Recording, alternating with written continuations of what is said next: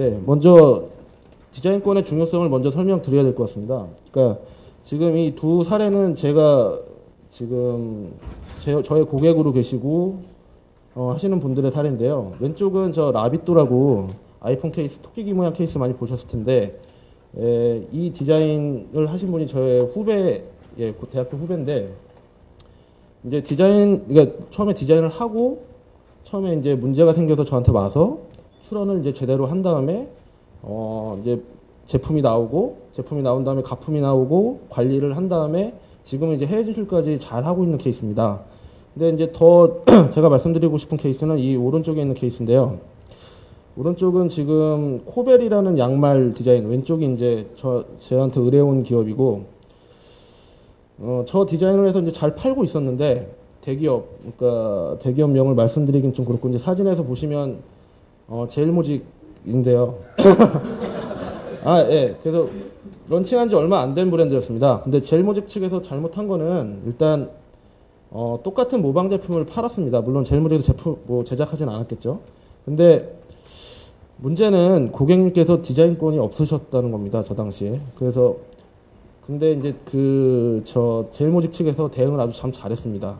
그러니까 처음에 이제 저희 고객님께서는 어떻게 구제 방안이 없기 때문에 그 블로그에 올리셨어요. 그래서 블로그에 올리셔서 상당히 이제 이슈화가 되고 상당히 문제화가 됐는데 그 대기업 측에서 바로 사과문을 올렸습니다. 왜냐하면 런칭이 된 지 얼마 안 된 브랜드였기 때문에. 그래서 이제 잘 해결이 됐는데요. 만약에 대기업 측에서 사과를 하지 않고 만약에 우리는 문제가 없다라고 하였으면 이게 상당히 저희가 이기긴 이겼겠지만 상당히 비용도 많이 들고 했을 겁니다. 왜냐하면 저희가 이걸 만약에 이길 수 있는 방법은 부정경쟁방지법에 3년 동안 모방 행위를 금지하는 규정이 있거든요. 근데 그거는 이제 독점 배타권은 아니고 그게 만약에 소송에 가면은 자기가 실제로 디자인했다는 걸 증명을 해야 되고요. 그 다음에 그 대기업 측에서 모방했다라는 사실까지 증명을 해야 됩니다. 그래서 상당히 소송상에서 이기기가 좀 힘들고요. 그리고 이제 처음에 시작하신 디자인 업체에서 이제 비용도 만만치 않기 때문에 소송이 장기화가 되면은 분명히 부담을 느끼십니다. 대기업 측에서는 이제 비용을 부담할 수 있고요. 그래서 디자인권이 만약에 있었다면 그러한 증명 과정 없이 독점 배타권을 행사하실 수 있었을 텐데 지금 아직 문제가 좀 해결이 안 되고 있는 상황에 있습니다. 그래서 이제 디자인권을 설정해 놓는 거는 일종의 보험이라고 생각하시면 됩니다. 그러니까 왼쪽에 이제 라비또 사례는 보험을 잘 들어놔서 보험을 이제 든든하게 들어놨죠. 해외까지 들어놔가지고 지금 이제 사업을 영위하고 계신데 오른쪽에 이제 고객님은 보험을 안 들어오셔서 이제 문제가 생겼을 때 보장받기가 좀 어렵게 되신 겁니다. 그래서 이제 디자인권을 해놔야 된다는 말씀을 이제 드리는 거고요. 먼저 디자인권의 특징을 간략히 설명드리겠습니다. 디자인권은 특허는 기능을 보호하는 기능을 갖고 있는데 디자인권은 일단 외관만 보호를 합니다. 그래서 특히 이제 물품을 지정을 하게 되고요. 그러니까 디자인이 물품의 체화가 돼야 됩니다. 그래서 동일 유사 물품에만 권리 범위가 미치게 되고 그 다음에 실체적으로 심사를 하게 되는데요.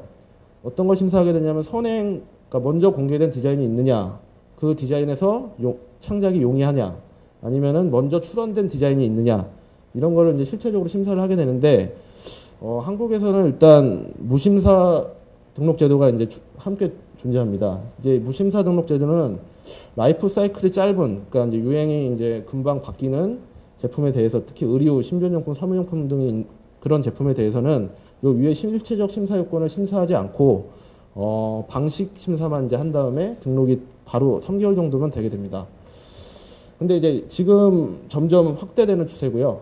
그다음에 이제 존속 기간은 일단 디자인권이 설정 등록이 되면 설정 등록일로부터 15년 동안 이제 독점 배타권이 생기게 되고요. 디자인권의 효력은 동일 디자인에만 미치는 게 아니라 그와 유사한 디자인까지 미치게 됩니다.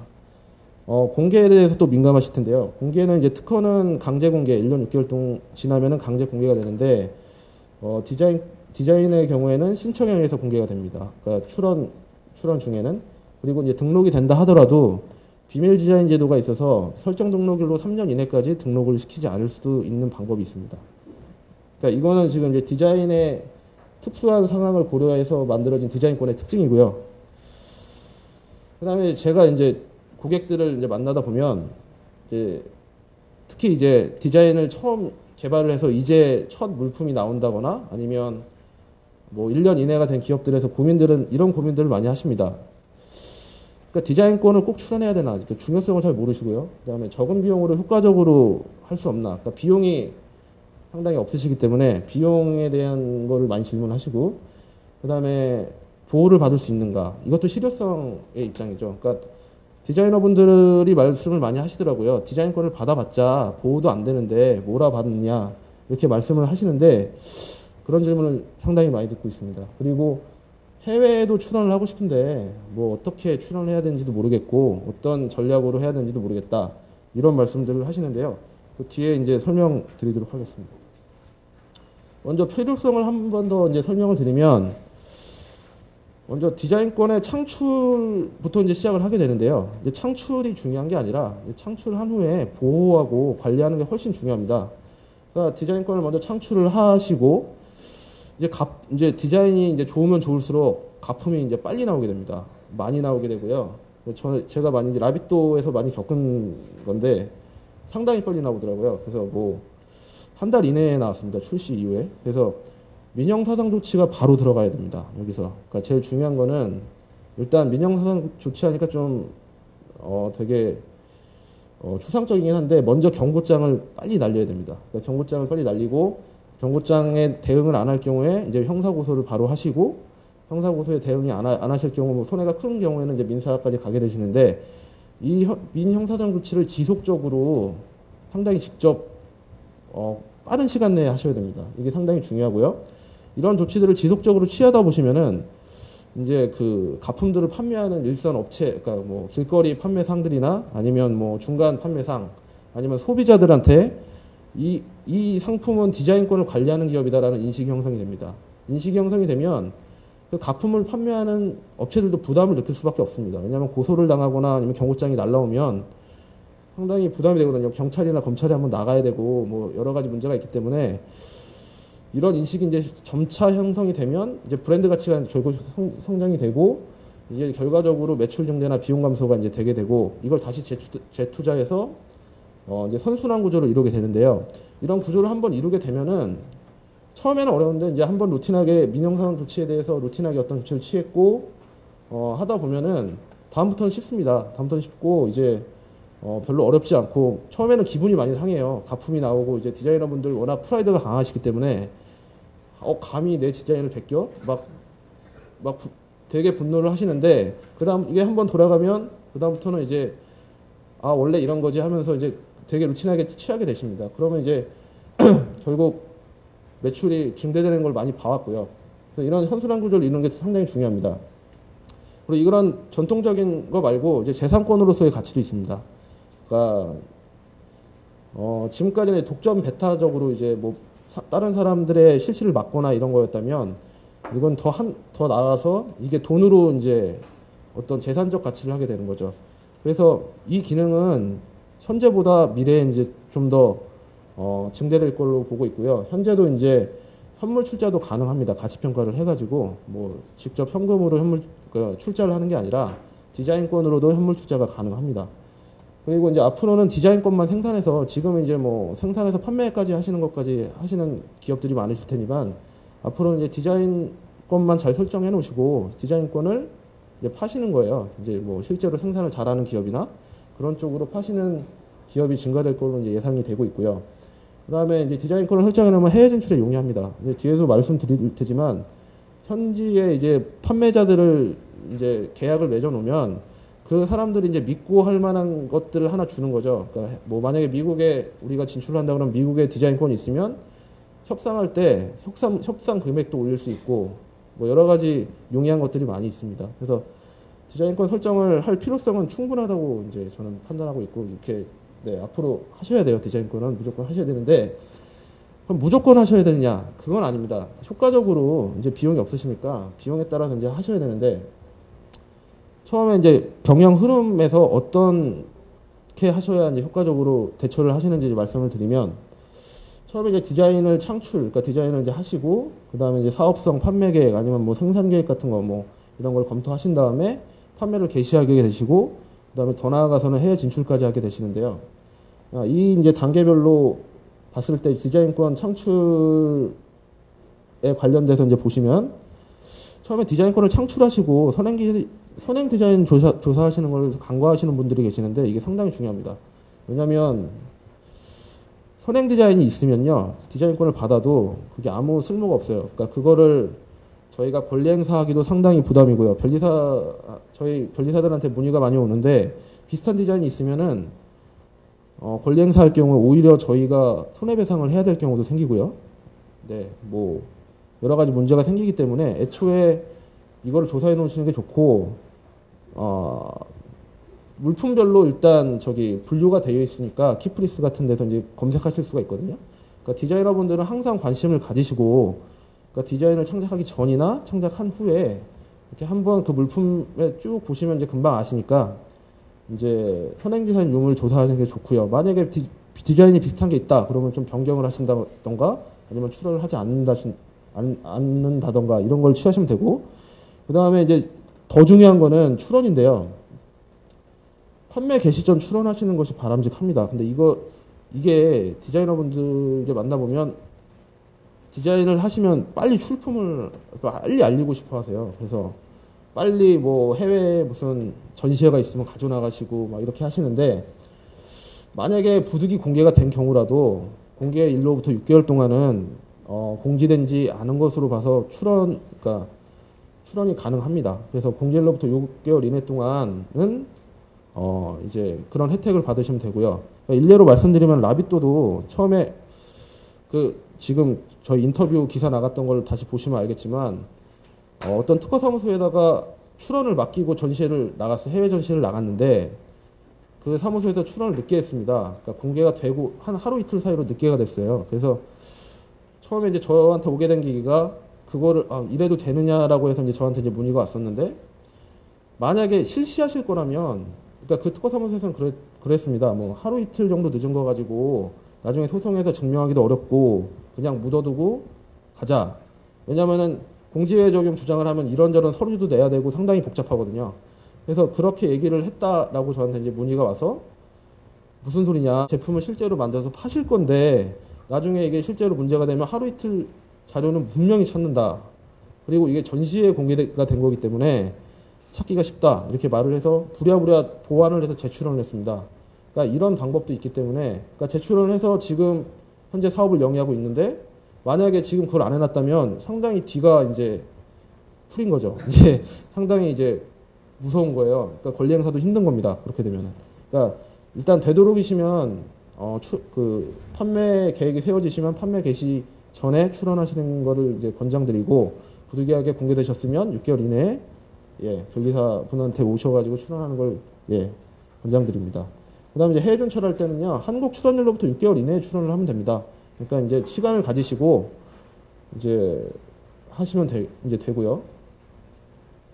그다음에 하나 더 중요한 게 상품 특성을 고려하셔야 돼요. 그러니까 모든 걸 다 출원하시라는 걸 제가 권해드리는 건 아니고요. 뭐 디자인의 라이프 사이클이라든가 예상 매출 규모, 생산 계획 이게 대단히 독창적으로 나온 것이냐 이런 것들을 이제 판단을 하셔서 각 상품별로 계획을 따로 짜셔야 됩니다. 예를 들어서 이제 케이스 1을 보시면 예를 들어 내가 디자인을 했는데 이게 라이프 사이클이 짧고 예상 매출 규모가 크지 않을 것 같아요. 이런 경우에는 물론 비용이 많으시면 국내 출원까지는 해놓으시는 걸 추천드리지만 비용이 만약에 없으시다면 출원을 안 하셔도 되겠습니다. 왜냐하면 이 경우에는 이제 경영적으로 봤을 때는 물품을 출시하기 전에 많이 만들어 놓고 한 번에 빵 터트려가지고 확 돌리시고 그냥 마는 게 나아요. 그래서 이게 나중에 관리 비용이 더 들어갑니다. 그러니까 나중에 가품이 만약에 나오면 뭐 비용이 1,000, 2,000 이렇게 드는데 내가 얻을 수 있는 이익이 그게 안 될 수도 있지 않습니까? 그런 경우까지 저희가 디자인을 권해드리는 건 아니고요. 그 대신 이제 부정경쟁 방지법이 있습니다. 3년 동안 모방한 사람에 대해서 경고까지는 할 수 있거든요. 근데 이제 이게 실효적으로는 약간 아까 말씀드렸던 것처럼 소송상에서는 조금 힘들지만 이런 걸 이용해 볼 수는 있습니다. 그 다음에 두 번째 케이스를 보시면 디자인의 유행 시점이 아직 도래하지 않았다거나 아니면 생산 판매 준비가 아직 미흡한 상황이라서 이제 공개를 좀 늦춰야 되는 상황입니다. 이 경우에는 출원을 꼭 빨리 하셔야 될 필요가 없고요. 무심사인 경우에는 또 3개월 이내에 이제 등록이 돼버리니까 더더욱 좀 늦추셔야 되는 필요가 있는데 영업비밀로 일단 보호를 하셔야 됩니다. 일단 뭐 아무한테도 보여주시 마시고 영업비밀로 보호하고 출원을 되도록 늦추는 전략을 이제 취하셔야 되고 만약에 출원을 하셨다면 아까 말씀드렸던 것처럼 비밀 디자인 제도를 이용해서 등록 후 3년까지 이제 비밀로 하셔야 되죠. 그러니까 이게 공개가 돼버리면 그 공보를 찾아보면서 좋은 디자인을 그냥 바로 모방하시는 분들이 계세요. 그러니까 그런 분들이 있기 때문에 공보가 늦게 나오는 게 좋기 때문에 비밀 디자인 제도를 이용하는 것이 좋겠습니다. 세 번째 케이스를 보시면은 이게 이제 아까 그러니까 상품성은 뛰어나다고 제가 생각이 되는데 생산을 제가 잘 못하겠어요. 그러니까 아웃소싱을 해야 되는데 이걸 할 수 있는 회사도 잘 모르겠고 그래서 이 디자인권을 팔거나 아니면 라이센싱을 하고 싶습니다. 이런 경우에는 디자인권을 상품화를 잘 하셔야 됩니다. 선행기술 조사를 면밀하게 하셔야 돼요. 이 경우에는 왜냐하면 디자인권을 파셔야 되는 거기 때문에 디자인권이 무효가 되버리면 디자인권의 가치는 0이거든요. 그러면은 그거를 나중에 팔게 되면 뭐 사기죄가 될 수도 있고 여러 가지 문제가 생길 수 있습니다. 그러니까 일단 면밀한 선행기술 조사를 하셔야 되고요. 상품화를 하실 거면 국내만 출원해 놓으시면 안 됩니다. 그러니까 기본적으로 뭐 미국이나 유럽 정도는 출원을 해 놓으셔야 되고요. 그 다음에 이제 상품 가치로서 있을 때는 이제 비밀 디자인 제도도 당연히 그러니까 하셔야 될 것 같습니다. 그러니까 공개된 디자인이면 아무래도 가품이 빨리 나올 수 있으니까. 그래서 이렇게 상품 특성을 고려하셔가지고 비용을 최소로 하면서 디자인권을 최대한 이용할 수 있는 방법을 취하셔야 됩니다. 그래서 이제 만약에 아까 뭐 필요성도 인식하셨고 국내에서 저런 이제 방식으로 출원을 하셨다고 봤을 때 이제 해외 진출을 하셔야 되는데 이제 포인트를 먼저 말씀을 드리면은 디자인권 모든 지식재산권이 마찬가지지만 속지주의를 취하고 있습니다. 그래서 국가별로 디자인권을 다 설정을 하셔야 되고요. 그래서 이제 국가별로 이제 특성을 고려하셔가지고 국가별로 이제 그 영업 계획을 짜신 다음에 필요가 있는지 검토를 하셔야 됩니다. 그리고 빨리 결정할 필요가 없으세요. 그러니까 뭐 하시면서 국내 출원하시면서 뭐 바로 해야 되나요? 이렇게 말씀을 하시는데 6개월 동안의 기간이 있으시니까 그 동안 이제 뭐 사정 변경이나 이런 걸 보시고 결정하시면 되고요. 그다음에 국가별로 실제적인 보호가 가능하지 않은 경우도 많이 있습니다. 특히 중국 같은 경우에는 문제가 생기더라도 뭐 공장을 잡기도 힘들고 여러 가지 뭐 그런 실질적인 문제가 있기 때문에 뭐 그런 것도 이제 비용 문제랑 결부해서 체크하셔야 되고요. 뭐 경영적 필요성을 먼저 고려하셔야 되고 그다음에 이건 좀 중요한 얘기인데 국내의 권리가 탄탄해야 됩니다. 해외 출원할 때 국내 권리가 죽으면 이제 보통 해외 권리가 같이 죽게 됩니다. 왜냐면 공개는 전 세계적으로 같이 되는 거기 때문에 일단 죽게 되면 해외 출원 비용이 만만치 않기 때문에 그 비용을 다 날리시게 되는 거니까 일단 국내에서 권리를 탄탄히 받아놓으시는 게 중요하고 그래서 선행기술 조사가 되게 선행 디자인이죠. 예, 그게 필요합니다. 그래서 뭐 여기서 각국의 디자인 관련법을 뭐 자세히 소개해드린 그긴 그렇고요. 간략하게 소개해드리면 미국은 특허의 일부로 봅니다. 디자인 패턴이라고 하고요. 그 다음에 심사주의를 취하고 있습니다. 그러니까 특허와 같이. 그 다음에 미국에서는 특이하게 IDS라고 선행 디자인을 자기가 알고 있으면은 자기가 자진해서 제출을 해야 됩니다. 그래서 이거를 제출하지 않으면 나중에 등록된 후에 무효가 될 수 있고요. 이런 점을 고려하셔야 되고, 그다음 존속 기간은 등록일로부터 14년입니다. 그리고 유럽은 유럽 공동체 디자인권이랑 이제 비등록 의장 제도가 있는데요. 유럽 디자인 상표에 출원하면 27개국에 출원하는 효과가 납니다. 그리고 그러니까 한 번 출원하면은 뭐 27개국의 효과가 있으니까 상당히 효과적이죠. 그리고 이제 무심사주의, 예, 심사를 하지 않습니다. 아까 실체적 심사 요건은 심사하지 않고요. 방식 심사만 심사한 후에 등록이 되고 존속 기간은 5년씩 갱신이 가능하고 최장 25년까지 유지할 수 있습니다. 상당히 디자인 산업이 강력한 이제 유럽이니까 이렇게 오랫동안 보호를 해줄 수 있는 거고요. 비등록 의장 제도라고 아까 말씀드렸던 모방행위 금지행위 부정경쟁 방지법과 유사한 제도가 있습니다. 유럽 내에서 디자인을 이용하게 된 날로부터 3년 동안은 보호가 됩니다. 별도의 출원은 불필요하고요. 근데 우리나라랑 유사하게 독점 배타권까지는 이제 나아가지 않는 거고요.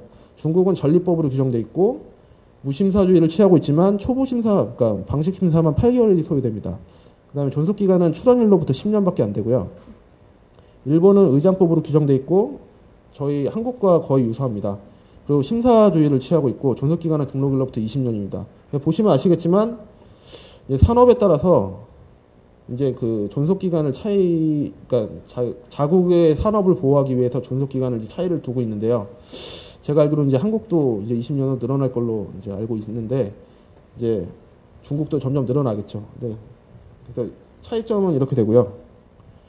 그다음에 마지막으로 이제 최초현 씨 고려할 점을 이제 간략히 적어봤습니다. 그러니까 뜨거운 감자가 중국인데 이제 뭐 큰 대기업들은 이제 상관은 없겠지만 이제 시작하시는 분들 이제 디자인만 가지고 시작하시는 분들은 디자인이 중국에서 바로 가품이 세관으로 넘어옵니다.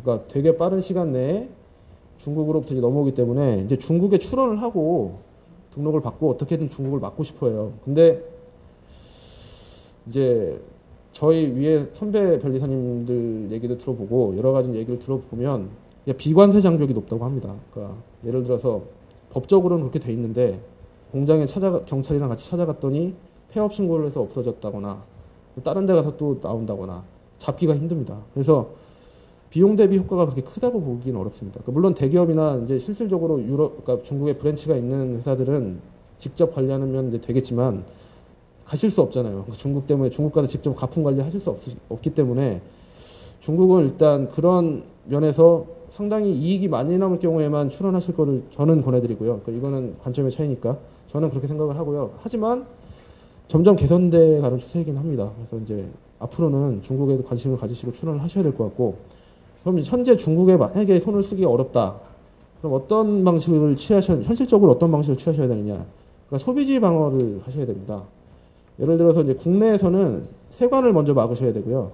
그 다음에는 이제 아까 말씀드렸던 것처럼 경고장 송부, 뭐 민형사상 조치를 취해가지고 직접 대응을 하시면 100%는 막을 수 없지만 일정 부분 효과를 거두실 수 있습니다. 특히 세관에서 조치를 취하시는 게 상당히 중요하시고요. 그 다음에 미국, 유럽, 일본은 그 보호의식이 상당히 높고 법적 조치가 상당히 용이합니다. 그리고 실효적 보호가 가능해요. 그래서 제가 했던 사건 중에 독일의 이제 아이젠이라고 그 좀 미끄러운 길에 갈 때 구두 밑에 이렇게 씌우는 그런 장치가 있는데, 그게 이제 큰 유럽 같은 데서는 큰 이제 온라인 업체에서 이제 그거를 중국에서 들여와서 이제 팔았는데 경고하고 소송을 이제 진행을 했거든요. 하니까 원래 한 컨테이너 정도 나갔는데 소송이 시작되자마자 5컨테이너가 나간다는 거예요. 그래서 일단 얘네들은 소송이 걸리면 팔지 않고요. 그 다음에 일단 한번 문제가 되면은 법적으로 이제 해결을 하고 넘어가는 주의가 강하기 때문에 100% 막을 수는 없지만 상당히 실효성을 얻을 수 있습니다. 그 다음에 또 하나 중요한 거는 이제 저희가 디자이너분들 인력이 부족하니까 현지 그 디스트리뷰터한테 법적 조치가 가능한 전용 실시권을 부여하는 게 저는 효율적이라고 봅니다. 왜냐하면 저희가 전용 실시권을 부여하지 않고, 그러니까 전용 실시권이 뭐냐면 거의 그 나라에서 디자인권자와 같은 지위를 주는 거거든요. 그러니까 그 사람이 법적 조치를 직접 취할 수도 있고 하는 뭐 대단히 강한 권리를 주는 건데, 독점적인 권리를 주는 건데, 이런 권리를 주면서 가품이 너희 나라에서 이제 발생했으면 너희가 잡아라.